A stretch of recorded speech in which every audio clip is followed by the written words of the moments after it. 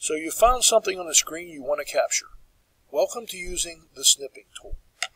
In the bottom corner, we will type SN. It will bring up the snipping tool. We'll click on it.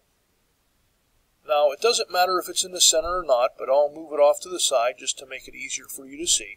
And I'm going to choose the new snip.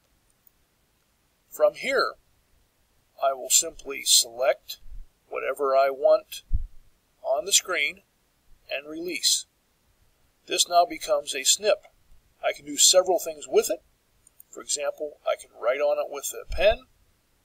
I can erase it. And there's also a highlighting tool if I want. But in this case, I'm going to save it. So I'll go to File and to Save As.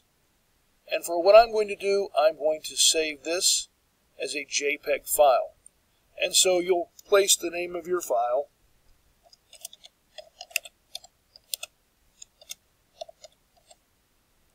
I can choose a different choice. I could make it a GIF or a PNG, but in this case I'm going to use a JPEG, and I will hit Save.